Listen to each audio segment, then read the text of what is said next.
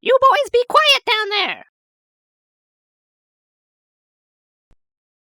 The long-teased Wonder Boy 3 remake from French team Lizard Cube is finally out, and they were nice enough to release the game on Xbox One for some reason. Since all three of us at Basement Brothers played through the game, we thought we would give you some quick thoughts on it. Wonder Boy 3: The Dragon's Trap is a great game. It made me a lifelong fan of the Sega Master System, and now its remake has taught me to be open to outside developers taking over older series. When we were kids, I got a Sega Master System shortly after my brothers got an NES. I liked that the Master System had more colors and bigger characters, and you could use two light guns at once. But I didn't know of any games that were as good as the best ones on the NES, like Contra and Mega Man. But then we borrowed Wonder Boy 3: The Dragon's Trap from a neighbor. I just remember how excited I felt to find my first Master System game that was just as good as the best stuff for the NES, and to this day I consider Wonder Boy 3 to be my favorite game of all time. When they announced an HD remake, I was skeptical. As a kid playing games on 8 and 16-bit consoles, most of my favorite games were made in Japan on relatively high budgets. But in recent years, many of them saw sequels and remakes made by unrelated teams in different countries using what would now be considered low budgets. I didn't have high hopes for a French team with a very French art style remaking a game that felt so Japanese like Wonder Boy 3, but when I downloaded the remake, I was pleasantly surprised. Although the graphic style is dramatically different than the original, the team deserves to be commended for the beautiful job that they've done. The backgrounds are all hand-drawn and are utterly gorgeous. This was obviously a labor of love from a dedicated fan, but there have been plenty of times when somebody's love of an old game did not translate into the ability to make a similarly good work. This is a rare exception. It is very true to the feel of the original, and they added small adjustments to make things easier. According to the end credits, the game uses a Z80 emulator, so we can assume that at least some of the original game's code was reused for this version in some form or another. Aside from some small changes to make the game a little easier than the original, it feels pretty much like you're playing the same game with new, beautiful graphics and animation literally pasted over the original. Just hitting the shoulder button to change between the original and remastered graphics makes the dramatic change immediately apparent. It's also quite a feat that they were able to draw the new graphics directly over the original sprites and hitboxes, so they likely planned the seamless ability to switch graphic styles from the beginning. Another change that hardcore fans will notice right away is that the character sprites are mirrored when you turn around. In the original game, the character consistently held his sword in his right hand, regardless of whether he faced right or left.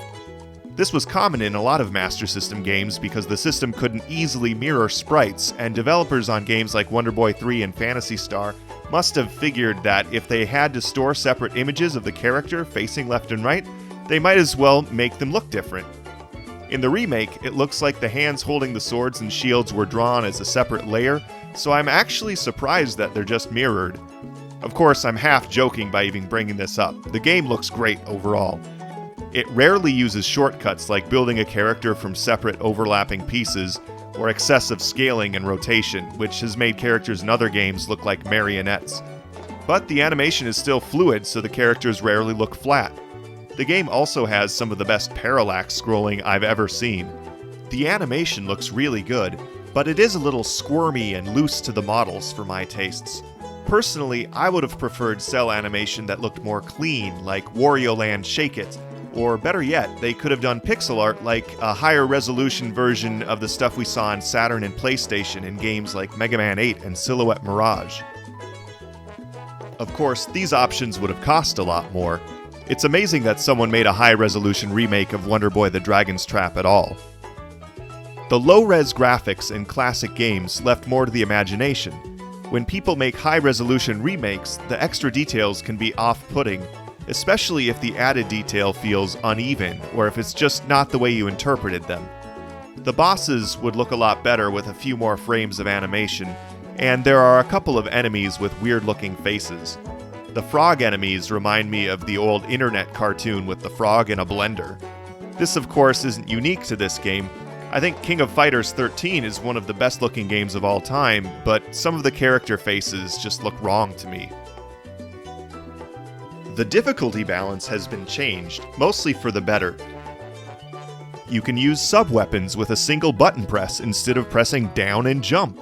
You can switch between them without pausing. There is a noise letting you know if you went the wrong way in the castle maze, and there are little on-screen cues that teach you how to open the doors or stick to walls. And you can use the Tasmanian sword to switch characters using a single controller now. Normal mode feels easier than the original Master System version. Like the Game Gear version, you no longer have charm points that determine whether you can buy things, which allows you to become a little overpowered at times. I never had a problem with the charm stones, but the original developers must not have been satisfied with how they worked since they changed them for the Game Gear version. I know a lot of people don't like the charm stones, so I understand why the new developer wanted to change them. There is a charm stone system here, but it's very different than the original charm stones in the Master System game. I'm glad they've replaced it, because the charm stones in the original were all but broken, forcing the player to grind and find secrets just to unlock needed upgrades. The new charm stones are completely optional, but I don't like the way you obtain them in the bonus challenge stages that they've added to the game. The challenge is insane. These could definitely be difficult if you stumble upon them midway through the game without good equipment, and I think a lot of people won't be able to do Lizard Man stage without the magical saber, but overall I think they were a fun addition. The hard mode adds an hourglass that periodically drains your life meter, like in Wonder Boy 2. This was a little frustrating at first, but I think it helped me become a better player, and by the time I reached the end on hard mode, I was ready to start over and skip certain equipment in order to make the game even harder. As for the music, I like the new arrangements a lot, and I appreciate that they made different versions of the same songs when they were reused for multiple areas. I thought the use of acoustic instruments and bouncy rhythms fit the game well. It's obvious that they spent a lot of time and money on the music. However, I feel that the chamber music style chosen for the remixed music doesn't really fit the mood of the action stages very well. I would have preferred more of a rock style, but that's probably due to my personal taste in music. The music is amazing, but some of the charm of the original music is lost due to the drastic change in style. I love the bonus videos in the gallery where you can see the live recording sessions with real instruments. The quality is very high.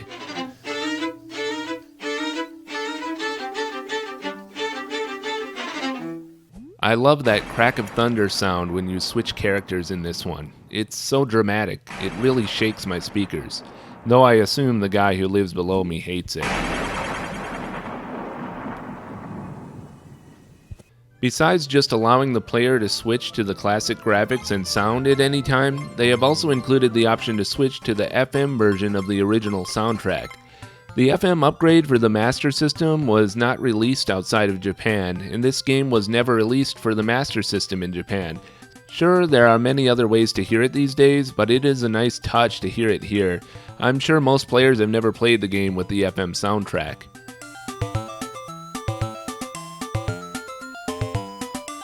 Basically, this game is really good, but I want another completely different remake to come out a few years from now.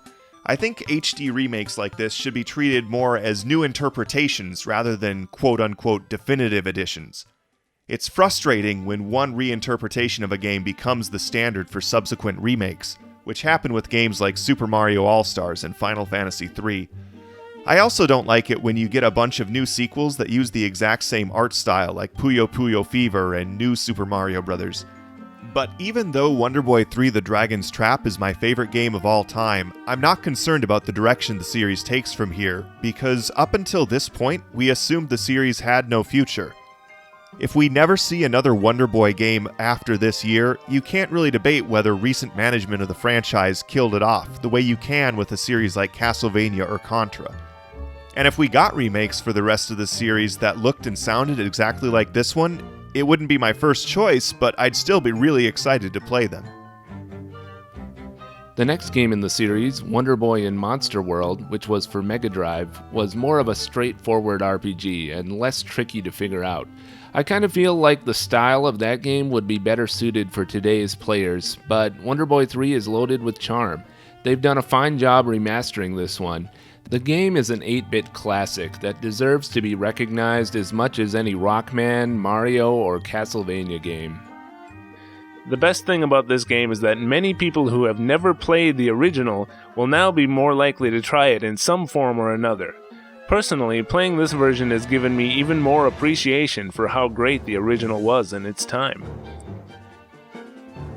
So yes, I absolutely recommend this remake of Wonder Boy the Dragon's Trap, and it has led me to question my preconceptions about remakes made outside of Japan by passionate fans with limited budgets. It makes me want to check out similar games like the 2013 remake of Mickey Mouse Castle of Illusion.